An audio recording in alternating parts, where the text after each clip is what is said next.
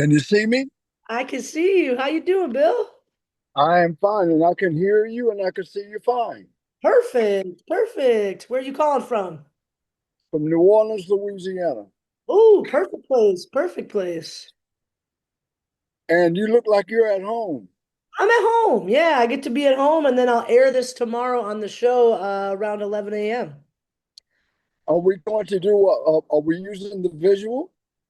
We can if you want. We don't have to. If we do, then I can No. upload it to YouTube as well. Yeah, well, then if that means we kill two birds with one stone. Exactly. Exactly. Nice. Yeah, so this is me. I'm in my car. Awesome. Thank It's, you. r- it's raining. And so I stopped and I pulled over for, Aw, for the meeting. I perfect. guess Michael should be on here too. Yeah, he'll be on here, I think, in just a minute, hopefully. Are you guys on tour right now, or is that where you live in New Orleans? I live right outside of New Orleans. I have a farm, and Nice. I'm building a school there. What? That's really cool. Yeah, I think. Well, it's not the easiest thing in the world. Yeah. Building a school. What kind of school? A multi-ethnic institute of arts, No, international. that's awesome. I'm writing that down. That's amazing. So that'll be right outside New Orleans? About an hour outside of New Orleans, going towards Baton Rouge, in other words, going west from New Orleans. I'm about 22 miles from Baton Rouge. Okay. Very cool. What gave you the idea to build a school for that? Well, it it came in increments. It actually took real roots inside of my mind and my soul 50 years ago. Wow. So I have some land, but I really wanted to. My goal is 15,000 acres, Wow. and that's the size of Manhattan. Oh my gosh. That's beautiful. Wow, I love that. What big goals you have? It would be a place where uh, every aspect of art, including sports, because I consider sports a part of the arts. Uh, for instance, the basketball is a floating drum. True. I never thought of it that way, Bill, but you're right. Yeah, it is. It's rhythm. It's a rhythm thing. Like boxing. Boxing is a rhythm thing. It's about your rhythm. It's about your ability. Just think about it. People are throwing punches, and normally they create their rhythmic patterns. Like a person hitting a punching bag. Yeah. They hit it with a certain rhythm, and they gain a certain dexterity in hitting that bag, and the hands are going and they're not static. They're going in a pattern. So Right, if right. if you listen to it, you can hear the pattern when the bag hits the foundation, But you have to keep up a certain type of rhythm. So sports is very very in is is is an embodiment of music. If you listen like the heartbeat, I would think, I've thought I, when I think of the origins of music, I say, well, what would have sparked this rhythm, this beat, this? Well, it's a heartbeat. The Mm, heart doesn't go toot toot toot toot ding. It's a pattern. yeah. It keeps it in rhythm, and I think that rhythm that we have that kind of starts with the heartbeat is the foundation for rhythm. And without rhythm, you can have no melody because melody is rhythm with notes. So everything is based upon rhythm, period. Yeah. Without rhythm, there would be no life. You're So right. that's where I mean. I just started thinking about things that maybe other people don't think about. I don't know. Well, that's So I study international music. I'm an ethnomusicologist. So I'm into world music in a way that most people, even those who love world music, they like to listen to it. They don't know shit about it. yeah. They don't know what makes, they don't know the intricacies of Afro-Cuban music or Brazilian music or Haitian music or music from Ghana or music from Soweto or music from Australia. They don't know the intricacies of it. So I'm into rhythms for the sun and the moon and the sky and the ocean I can play rhythms for trees. I can, and there's certain types of rhythms that are inherent for everything. Like the ocean, there's a rhythm that Afro-Cubans play called Alo Pa Yemaya. And Yemaya is the ocean. Ye means mother. The Ma part is children, and Eja is fish. So the mother of the children of the fish. And Wow. they got a rhythm. They got rhythms for the ocean, for the top of the ocean, for the middle of the ocean, for Olokun, the bottom of the ocean. So I'm into stuff like that. I love that. I mean, that's a really great thing to be interested in. When did you become interested in this kind of, world, international idea of music? When you were really young? I was born with it. Yeah, that's what it It seems was like. something Like already in. it's inherent, right? Yeah, I think it was something born in me. I don't, it wasn't, it's not something that my neighbors or my playmates thought about. Right. Yeah. So, I mean, it was just something I guess I was chosen to think like this and to do something about bringing the world together through sound and through culture. It's a beautiful thing. And now if Well, you, I tell you, the world is messed up. isn't it? It's It's really a mess. It's a mess. it's a mess. And It's really what can we do to make it better, is come together, listen to music, right? it's pretty easy. I've learned from this mindset that I have about culture that the the the e- the the, the easiest things to do are the hardest for humans to do for some reason. For instance, I give you a good example: treating each other with mutual respect and love and all that. Hmm. And it's just they don't get it. It's so easy. Okay, let me give you a really good example.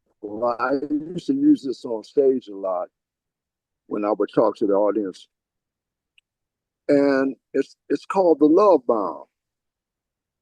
So I'm like, I'm wondering in my mind, what idiot said we need to build something that kills people? Why not? Why not spend $1 trillion on a love bomb and making people like each other? You know what I mean? Why not? I mean, if you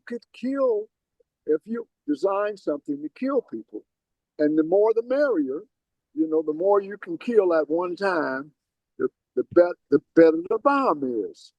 Okay, well, why not spend that money on making a bomb that just does just the opposite? That's Why beautiful. not? Why not? You're right. Why have we not thought of that? You have. Well, I damn sure have. And I mean that's a very like, simple idea that like, yeah, like let's flip it on the other side. Why are we not making a love bomb, Yeah, right. I mean, what made man go the other direction? What? I mean, greed, gold, diamonds. I mean, those are just really natural things that are in certain spaces in the universe. People talk about space travel, and they say, well, what I hear the chatter is this with this with the space community. is the resources that they may find, the gold they may find, the silver, the platinum, the uranium they might find. They don't talk about the real shit like air. Right? They don't. You're right. They don't talk about that. They don't. So yeah, well, I'm wired a little different, I love it. Hey, Mike, you I think know. Mike joined us in Bill. I was Yeah, good. I was trying to, but I got here. You Yeah. made it. You made it. Thank you so Yeah. much for All coming, right. guys. How are you? I'm pretty good. I'm on vacation in a cabin in the mountains. I mean, what's not to love? There's a big deck. I might see how much charge I got here. I take you guys out onto the deck so you can look at it with me Oh and yeah. see all the. So what's going on anyway? Where are you? I'm in Chicago. I'm in my home right now. Tomorrow I will broadcast this on WZRD Chicago. But this is kind of perfect. We could all just be where we're at and then chat a little bit and then tell Hey, everybody about Garcia's. You guys are coming out to Chicago soon. couple of days. Yeah, I think we're going to be there on Saturday. Is it Saturday? It's Saturday already. Can you believe that? Yeah, well, we'll be there on Saturday performing at Garcia's, Yeah. Two shows too, right? right? Yep, two shows at Garcia's this Two Saturday. shows. What time are those? What time are the shows? I believe it's You seven, don't even know. 7 and 9:30, I believe. I'll look it up right now. Yeah, 7 Yeah, they can come at 2 in the morning, Here, let me put you the guys. day before. The day before. Here we go. Garcia's. Michael Clark. Hey Yeah. man, what's going on? Let's see. So we got doors at 5 o'clock for the first show. So that's when the doors open, which is usually 2 hours before. So 7 o'clock show is the first one, and then 9:30 p.m. So you got an early and a late show. Yeah. Well, Yeah, well, it's all one big happy show. I know. That's my girlfriend said, should we just go to both? She's like, why don't we just do two shows? I'm like, might as well. Well, the thing is one thing about the two show thing is we get a chance to get warmed up. So the second show is loose as a goose. You know what I mean?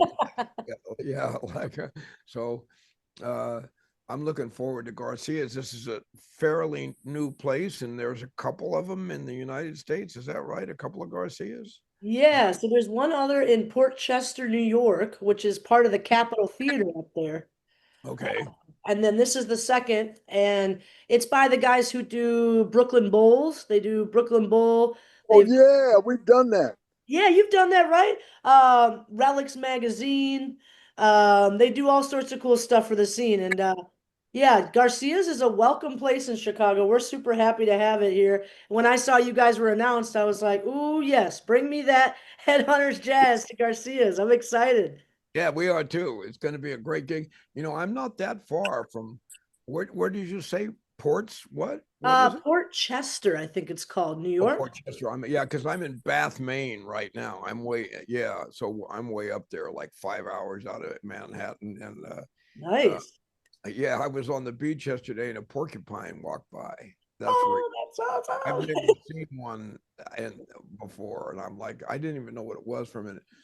But this is going to be good. We got Craig Handy on saxophone and Chris Severin on bass, Bill and I, of course, and Chez Pierre. is Shay playing or is it Kyle? Is Kyle playing? I don't I know. thought That'll even make it better. we don't know. It's a It'll surprise. be a good player though. Yeah. No, Both either of these way, it's guys are great. great. Apples and oranges, those two guys. But I'm trying to get a hold of our manager right now and see which guy is on piano. He's on the airplane. Yeah. Oh, is he? Okay, I didn't realize that. All right. Yeah. But we've been doing this for Bill and I have been doing this for over 50 years, so the band is really cracking. That should be enough time to get to be sounding pretty good, don't you think? 50 I think years. so. I think you'll be good on the early show and the late show. You'll just be a little more loose on the second one. Yeah, uh, absolutely. I'm trying to see what he's saying here, Bill. No worries. So Um, 50 years of Headhunter, man. I mean, that's an accomplishment. We're it just, is. you know, we're celebrating that. We've been celebrating that for almost a year now. It's still our 50th anniversary. And, I mean, 50, 50, 51, 52. That's just some icing, some more, you know, some more icing on the cake. Me and Mike have been through it all, and we're still playing. We're still together. Yeah, and Beautiful. There's not. Go ahead. no, you go, Bill. Actually, I was just gonna. it's Kyle. Kyle's Ah, playing with us. blah, Yeah, blah, blah.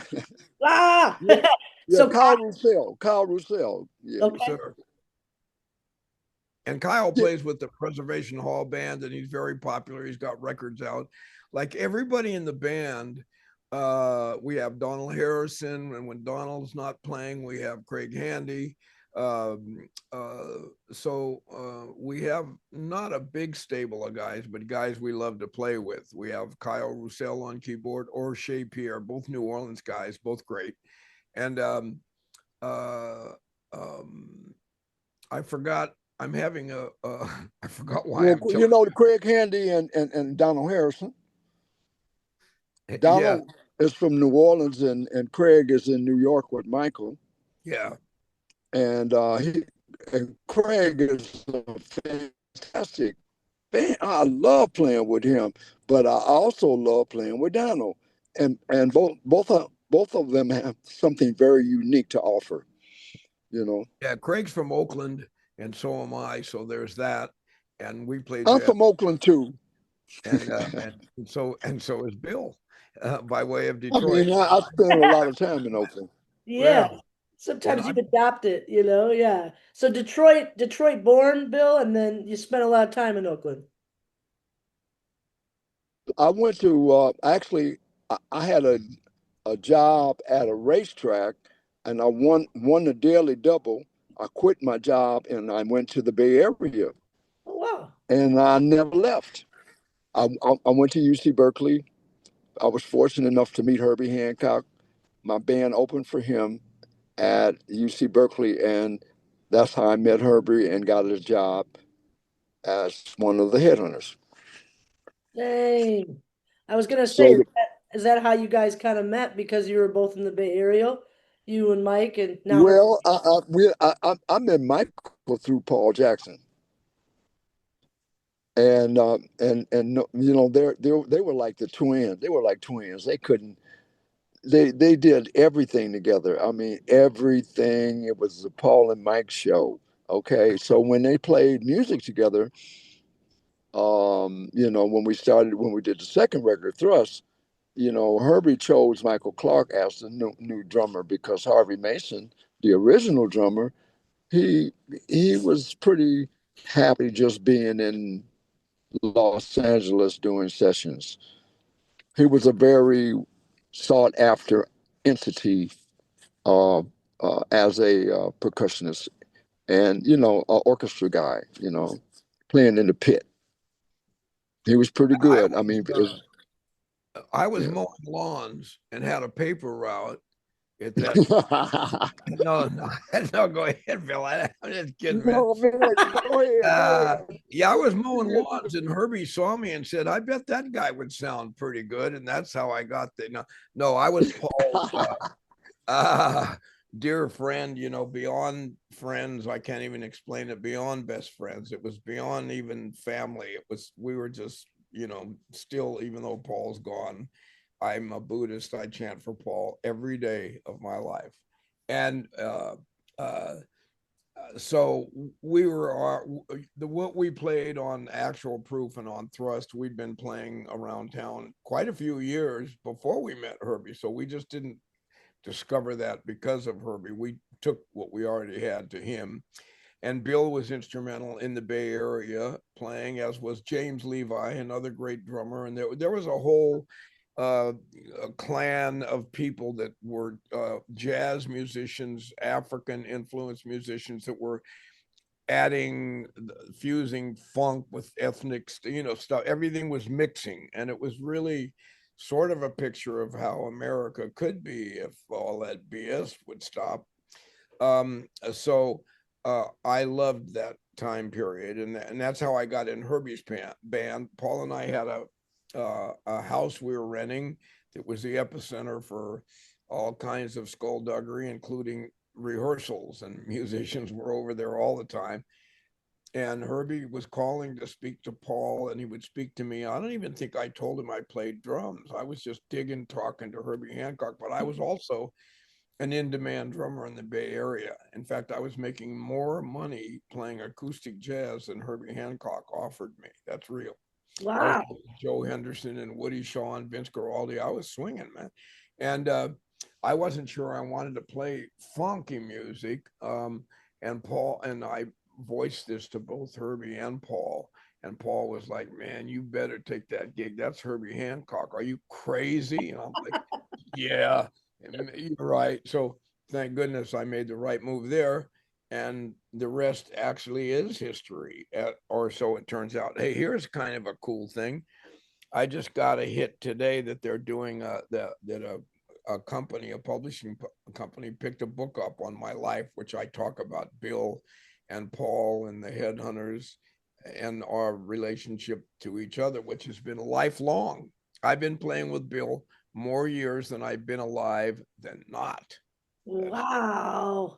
That's cool, guys. That's really cool. Very cool. Congrats on the book. Congrats on that. It's you know what? You know what? It's an addiction.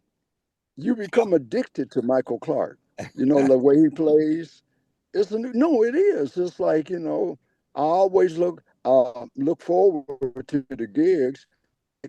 Like tomorrow morning, I'm getting on a train or no, first a bus, because there is an issue traveling. I lost my passport, and just trying to get on the airplane because of the restrictions now with and TSA and everything the new government is doing to kind of curtail people's travel and people coming into the country. I just had a call today from a guy who lives in London. He is a Nigerian, and I was supposed to pick him up tomorrow morning, and he couldn't travel because of a visa issue. It's a lot of that going on. People being put out of the country, people not being able to access their families. I don't know what it is. It's whatever. It is what it is. We have to deal with it. We just work around it. Like when I was in seventh grade, I was a jazz musician in school band, and it was a fairly advanced bebop style band for seventh grade kids. And I remember everybody telling me then, jazz is dead, and I'm still working. See? Hey, right. Look, jazz ain't dead. That's right. No, it's not. We're still going. So, they can do what they got. My point is, I guess, to address what Bill was saying is we're going to keep going no matter what. Exactly. Exactly. Unless whoever has my time card punches it, and then I'm out of here. And then, hey, it is what it is. What the hell? Yeah, you go make music as long as you can. I mean, if they were telling you in seventh grade it was dead, and look at you here, 50 years later, with your buddy Bill, it's like they tell us the same thing. Radio's dead. Radio's not. Yeah. But podcasts came up and that helped radio. People are like, wait, I like listening to people talk. Radio's the original, and so is jazz. It's where, a lot of things are born. And we're so grateful you guys are still doing it. I caught you guys at Space in Evanston the last time you came through town, and I left there smiling ear to ear, just so grateful I went to that show. My girlfriend and I were like, next time they come, we're there. And then 2 shows at Garcia's was announced, and we're like, This new venue is just so it's beautiful, it's fun. The sound is incredible. They have a Meyer sound system. So you guys Ah, are just gonna shine. It's gonna nice. it's gonna be a really, really Oh, intimate, nice night. I'm really looking forward to this gig. I'm looking, like Bill said, it's an addiction, all of us playing together. I can't wait. We're gonna play a couple of new pieces. Possibly we're gonna try it at sound check. We're always bringing in, one of us brings in something and we start fooling with it at a sound check, and somehow it works its way into the show. And there, Yeah. you know what I mean? And so uh I can't wait, man. I mean, Headhunters is I just, because I've been proofreading my book, and a huge amount of it is Headhunters. And these men in the Headhunters, since I've been in my early 20s until now, have helped shape my life, not just musically, but as a human being, as a citizen, as a American, as a interplanetary air breathing, Interplanetary. all that, all that. So these are the Go guys ahead. who've been with me. Interplanetary. God damn, Michael. Yeah, well, Extraterrestrial.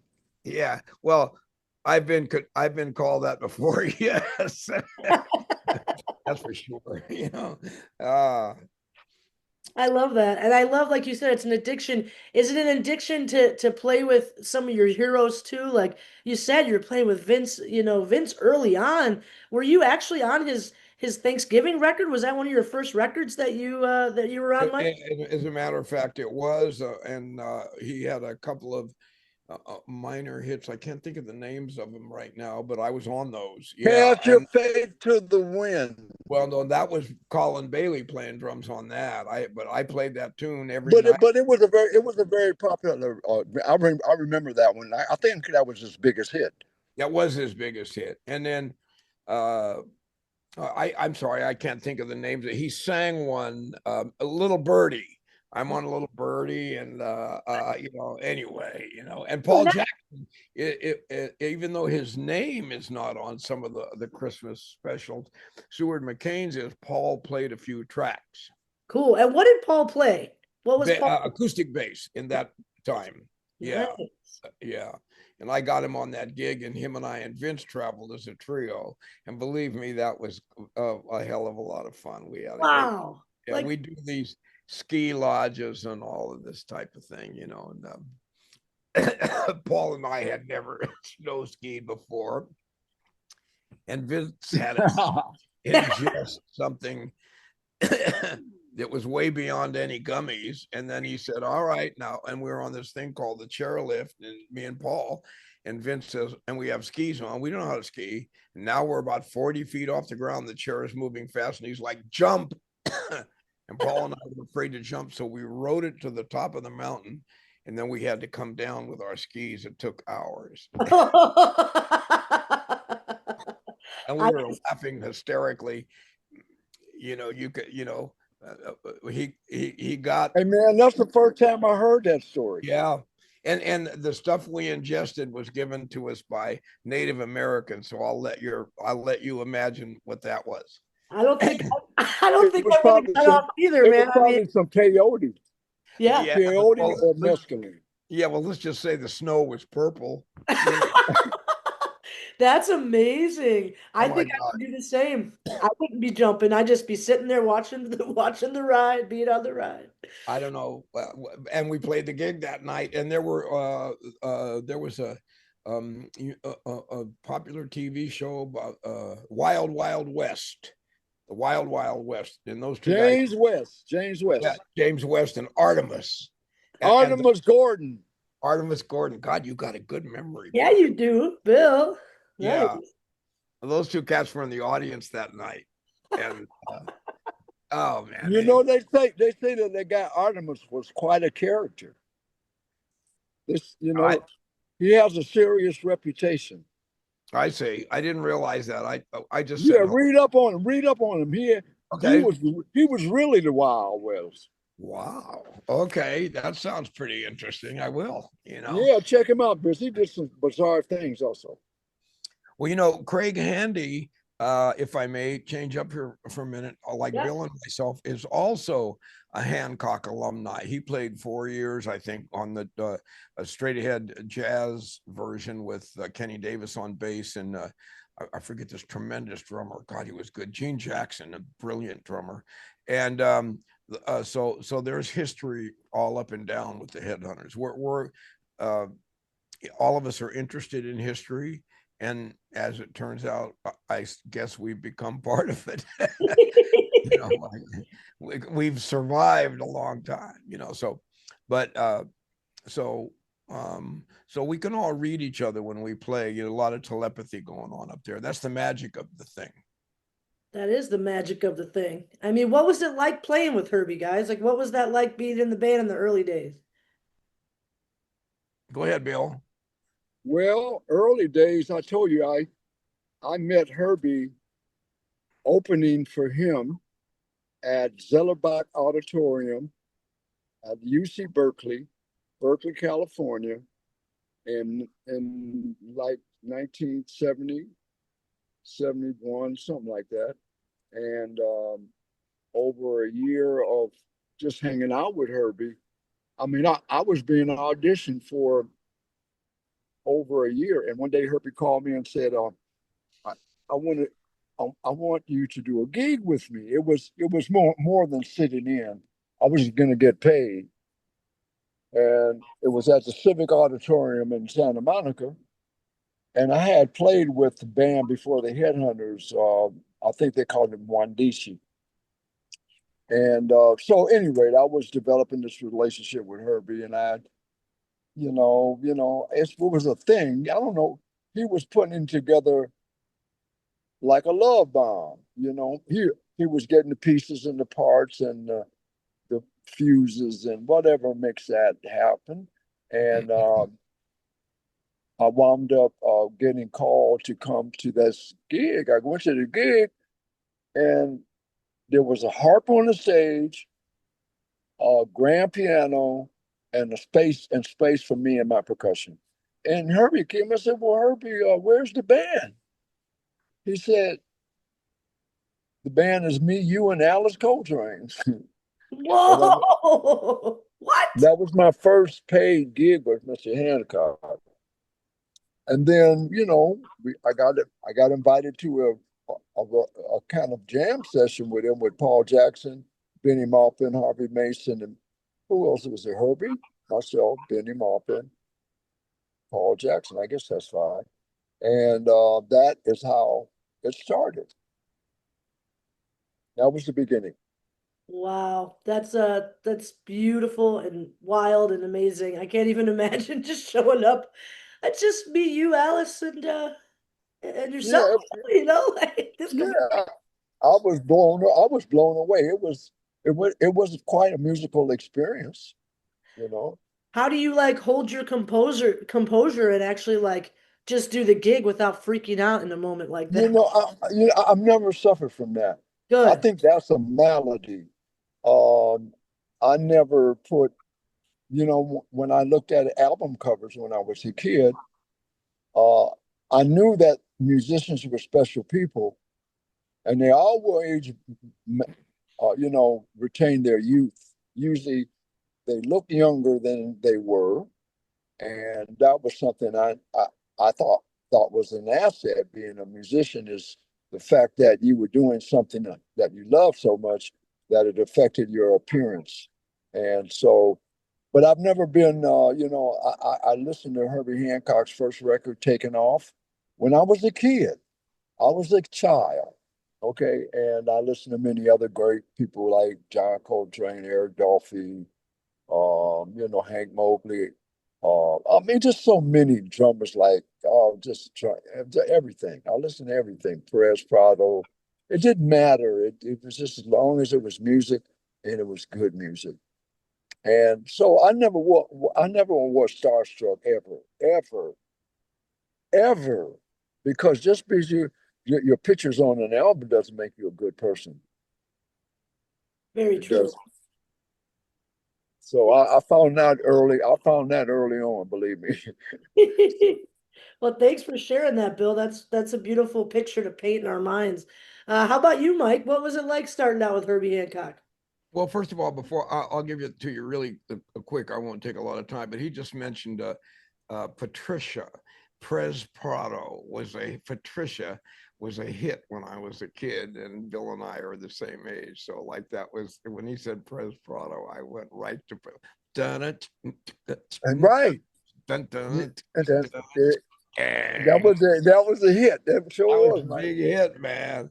Um, yeah. Well, let's see. It was amazing. I went to do the audition, uh, and he had auditioned. Who's that guy that played with Weather Report? That drummer, Eric Oh, Vaught, okay. and and another guy, and I forget the other guy, but I spoke to him the other day, and I didn't even know he had auditioned. Oh, Babatunde, a dear friend of mine, Babatunde Lee, a great drummer and great percussionist that Bill trained actually. And by the way, Bill Babatunde says hello to you and sends his love. So we went over and I started playing. You know, I'm a jazz drummer, and I started playing kind of like Tony Williams and Elvin Jones. I wanted to show off. I was young and stupid, to show Herbie, yeah, I could play like. And so I started accessing that kind of a thing. And he stopped and he said, no, man, if I wanted Tony Williams, I'd call him. He's one of my best friends. Paul tells me that you play some upside down, backwards kind of crazy funk. Is that true? And I said, well, maybe. Let's check it out. So I had a little jazz bass drum tuned real high, like sort of an African note, which was the war cry of the late 60s and early 70s. And so I put a pillow against it to deaden it so it would sound more like a James Brown, what have you, type of bass drum. And I played my broken up, crazy upside down funk thing that I've been doing for years. And how I started doing that was I was on an organ gig for years. In those days, you'd have a 4 night a week gig that would last 3, 4 years. I'm serious, and then a session on Sunday. So you're working constantly, man. So the organ player fell out with this lady who would come up and sing, Jeannie Tracy, a great singer from Oakland who was with 2 Tons of Fun, but this is with the earlier part of her career. And she could sing like Gladys Knight and all that. She was fantastic, and she played tambourine. So when she left the band, I missed the tambourine part. So I started filling in with what now they call ghost notes. Well, I didn't call it anything. I was just trying to make that sound some kind of way. So that's how my style started in that department.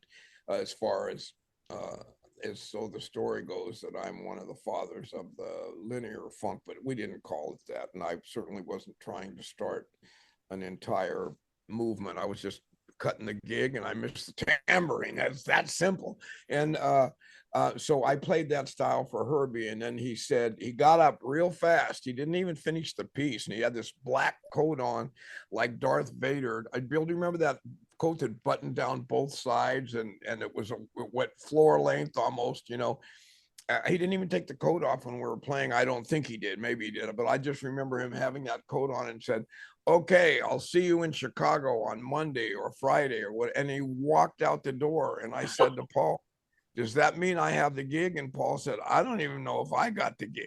So I went back to my life just being satisfied that I'd play with Herbie. Oh, and playing with him was fantastic. He could raise the spirit up so high that he could change the molecules in the room. I mean, this dude would lift the. I mean, he could not just could he really play, yes, but he energized to the as much as you want. That's how much and more. He just had this fountain of youth, energy, and so I could really play inside of his thing, and. So I went back to the crib in Oakland, and I went back to working my gigs, and I got a call from a road manager. I forget this guy's name, and he said, I'm Herbie's road manager, and I have tickets here for you to go to Chicago next weekend or whenever it was. So that's how I started. And he never officially said you're hired. He just kept calling me for about 4 years worth of gigs. I didn't even know. I never looked at it like I'm in the band. I was just this dude that kept I was still trying to get back to playing jazz, while at the same time, like Bill said, this groove and this thing that we played was so infectious, it became an addiction, you know, and I became a well-known guy thanks to Herbie Hancock taking a chance on me. He didn't know who I was, you know. That's Uh, incredible. That's really yeah, incredible. And I love that you do it and you're like, well, I played with Herbie, cool, but do I got the gig? And like you said, you never really were, hired. It just kept getting called. And that's a yeah, cool and thing. pretty soon it was just taken for granted that I was in the band, so I just kept showing up. You know what De I mean? facto, you de I facto never took were him. there. Yeah, I realized how important him and the band members were early on. I wasn't stupid. I got it. And I said, man, uh, we're doing something different. And I knew it. I knew it. You could feel it, you knew it. Yeah. I mean, Yeah. how beautiful for it all to come back to Chicago. I love that that was the first, come on out. We got tickets Yeah. for you. You're getting paid to come out with us. Yeah.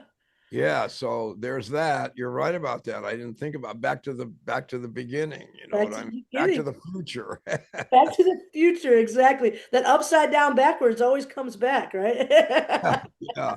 So that's how, and playing with the Headhunters, was an amazing experience. I learned stuff in 1974 that I've just figured out now in the Wow. last couple of years. Yeah. So, ridiculous opportunity to try to see the world and interact. And I met Sonny Stitt, and I met Joe Zawinul. I'm not going to name them all. Tony Williams, Elvin Jones. I met all of my heroes, and played with some of them because of this gig. That's really wonderful. I mean, when did you guys decide, what year was it that you would continue the Headhunters, separate from Herbie? Bill, you want to take that one, or? Well, I'll do it. No, wait a minute. Oh, I'll ask the question again. I was wondering when What you does guys decided to make Headhunters independent of Herbie Hancock, when it decided to be your own thing. I think that happened. I think that really happened when during the second record, when I think we assumed that identity. The first record was called Headhunters. Okay, and I think people started calling us the Headhunters. I think we were getting an identity, and the title of the first record was a very good name, I thought, for a band. And so it started, we go to a gig, it would say Herbie Hancock and the Headhunters. It kind of like just happened. Yeah. And I think that it became like a religion. You have certain cults or sects that start. There was this family and that family and that family. And they became like the Grateful Dead. That's a good example. You got deadheads. Well, we're hunting heads. We are the headhunters. And it became a thing with us. And it became a brotherhood also, because with Michael and Paul, it's like a basketball team. You got your guys that can dunk, you got your guys that can shoot long range shots consistently. You have all the guys that can drive down and dunk the ball. And I think that we became one, like the holy quintet. We became one, and we could think like our bandmates. Like I listen to Michael. See, one thing, we have certain magic when we play that no one else has. Nobody can do it. Nobody, because it's very intricate, and you have to think a lot. Michael comes up with stuff, and I'm listening to him, and he's talking to me. He's not playing some tit-tat-toe shit. He's talking to me, and then I'll talk back. And sometimes we do that for the audience to entertain them. We'll even play the air, and they can't hear what we're playing, but Michael, I'm playing a phrase with my hands in the air, and he'll come back and do the same thing with another pattern. So just communication thing. I think that's what brought us together, and the headhunters are more than just a way, way, and very rigorous and strict and very, very precise. There it is. And also, if That's I what may, Bill brings a lot of history to the show. He plays a lot of different percussion instruments and plays them well, and makes the audience part of the show. And it's really something. And every night it's different. And you've seen it once, but now in a place where like in Garcia's, where you say like there's a killing sound system, we're all right there closely knitted with the audience. You'll see what I mean. It's fun too, man. Super, super fun. Yeah. Yeah, When he busted out those beer bottles, I got real excited. I was like, oh my, I get to see this live? Like, are you joking? And it was so real. And then I realized I could do it too. If I grabbed a yeah, beer bottle, I could probably make Watermelon Man sound pretty good too. yeah. And he plays the Shaker Ray, uh uh African influenced. It's beautiful, man. Culturally, it's like I always feel like after a show that I've been part of something that I want to be part of, that I think maybe hopefully contributes on the positive tip of our world, you know, as much as music possibly can. I mean, Yeah, I think so. What I found interesting too, reading about your history, Mike, with your father being a union man with the railroad and you learning a lot of different styles. Tell us how that kind of traveling and being around that influenced you stylistically. well, I did a lot of traveling for a child, and my father was a jazz club person, and he was a drummer as well. So he would take me constantly to jazz clubs, usually to ask them if I could sit in and place. But what I did was absorbed a little piece of each. There's a Chicago style, there's a New York style, there's a West Coast, there's a New Orleans, da da da, on and on.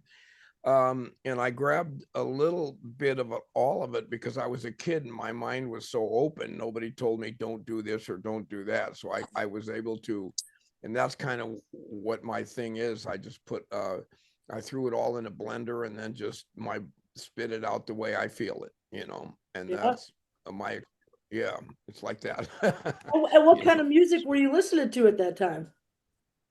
Well, it was all jazz, It was all jazz. Yeah.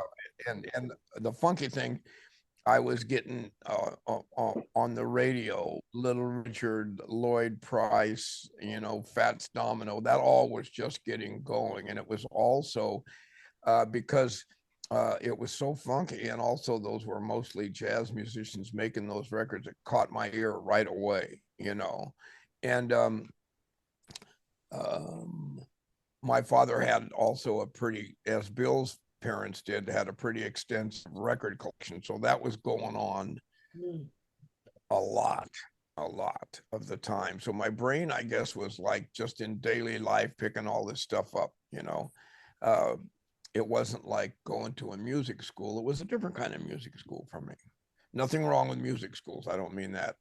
Yeah, it just was a different experience, a different way to get the Yeah. music exposed to you. Yeah. And it was a different time in America too. I mean, there weren't a lot of music schools. I don't think at that time. Maybe uh, certainly I didn't know about them. Like until later when it became popular. Berkeley, Juilliard, all of this type of thing became kind of common knowledge. That's true, absolutely. That makes sense. I was reading about how Herbie came up with the name Headhunters. Do you have any insight on that? No, well, I don't. I wasn't there, but okay, Bill's back. Bill's He'll back. know. Herbie did not come up with the because around probably before born. I mean, Headhunters. Could I a word like good if I had a band called Good? No, I couldn't claim. No, no, we need the Headhunters. It's a movement. It's a movement. Yeah, according to Wikipedia, it says that Herbie came to the name in a Buddhist chant, which I thought was interesting with Mike, saying that he still chants for Paul. Uh, and he liked it because it had three main points. It was intellectual, it referenced the jungle, and kind of touched on sexual desire. And I thought that was interesting, but I also don't know if that was the real case. And that's why I was going to ask you guys if you had ever heard of that. Well, I got a lot. Sorry, you're cutting out a little bit, Bill. He's Yeah, here. I know. I'm saying that. I have a connection. No. Oh, I got you. No worries, no worries. I'm glad you're back though, and I'm glad you've been here with us. We've gotten a lot of cool information from both Mike Clark and Bill Summers about the Headhunter show coming up July 12th at Garcia's, which is this Saturday. Y'all are going to play two shows, not one, but two. So you come for the first one, you stay for the second one. It's going to be loose, it's going to be funky. We're excited. Um, yeah, and it's this Saturday. I can't believe it's coming up that fast. Tell us quickly before we have to go a little bit about the latest record from Headhunters, the Stuntman, is it called? Yeah, Stuntman. Well, I'll say a little bit and then let Bill say a little bit. Sure. Well, we went back to Wally Heider's where Bill and Harvey Mason and Paul and Herbie did Headhunters the first time and where I did Thrust. Also, I pretty much, the records were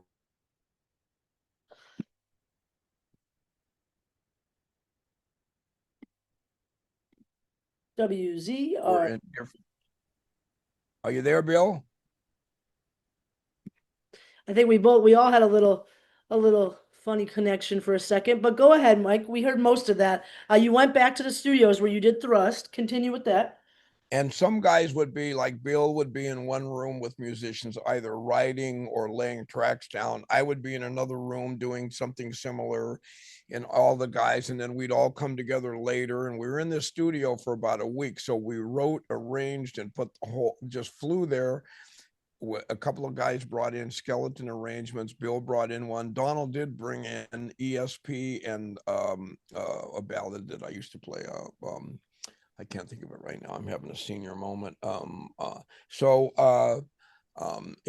You, I'm sorry. And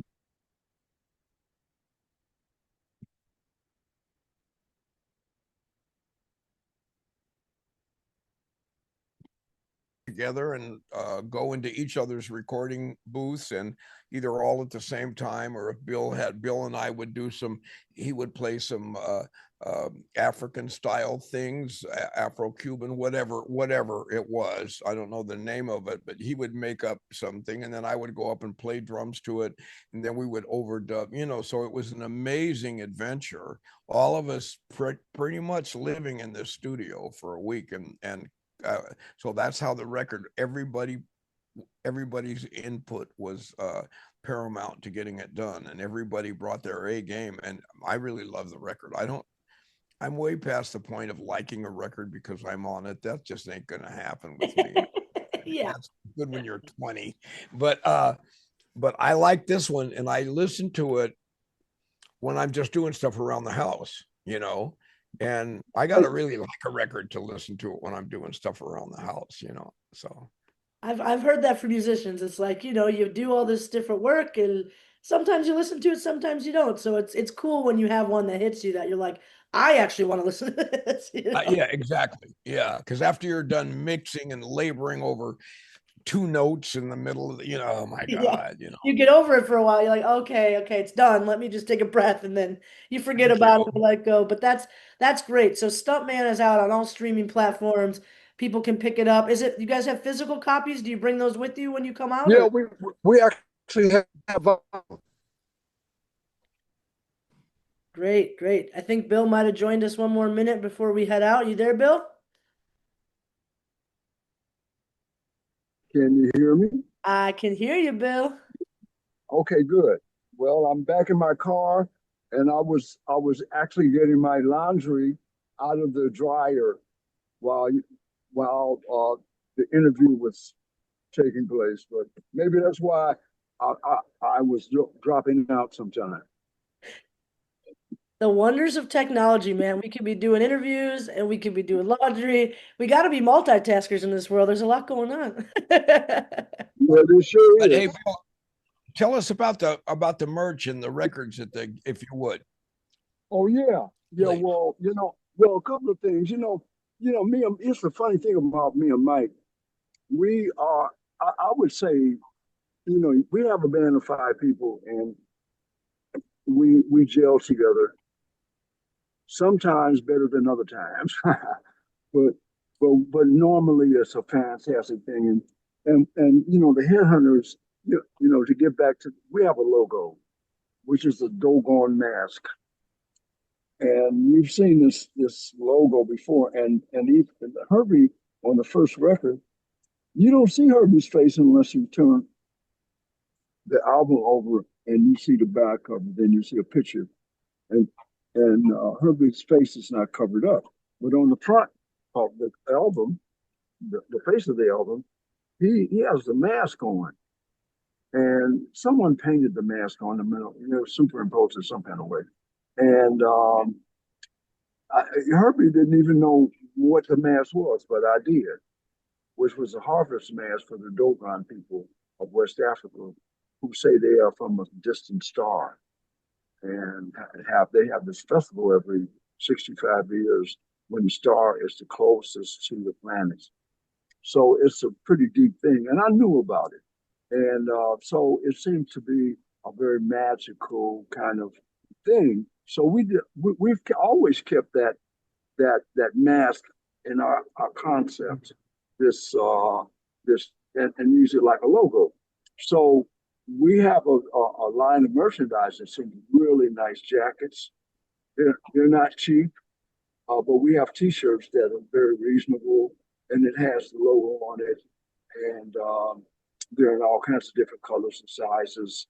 And we have, of course, we have a 12-inch vinyl record, which has all the tunes on it. It is like, we don't even take CDs with us anymore. Yeah. And if we did, we'd be influenced by Donald Harrison, who is now traveling with a box of thumb drives with music on it. And it's a very economical way of doing it. And people have computers now. And the computers do not come with a CD player anymore. That's old technology. I actually have Donald's thumb drive in my hand, actually. He gave it to me Yeah, at the pretty last good. gig. Yeah. Yeah, so that's another way of disseminating your music. But we have everything, we'll have everything, and we come to see you guys at Garcia's. We'll have all this merchandise with us. That's beautiful. I can't wait. I'm definitely going to get me a 12-inch vinyl record. I love that records are a thing again, and it's just fun to add to the collection. So thank you guys for bringing the heat, bringing your personalities, bringing the merch. We're so excited to see you all. So thank you for this hour of great chat. It was really nice. Hey man, Thank and you. you're great. You're great too. I'll come and question. take your hands. What'd you say, All Mike? right, that. brother. Those were a great vibe from you and great questions. Thank you so much. Thank you Yeah. guys. Thanks for making it happen. I said, you know what, let's do this. And I'm like, if they could do it tomorrow, we'll make this happen. So thanks for coming in from, your vacation. Thanks, Will, for coming in and doing laundry and still fitting us in. So we appreciate you. Ah, Yeah, all I gotta right. get on- I gotta I'll get see on y'all the on train. Saturday here at Garcia's in Chicago. Thank you Okay, so I'll much. see you in Garcia's. Yeah, Okay. over and out. Okay. Bye-bye. Woo, bye. Bye.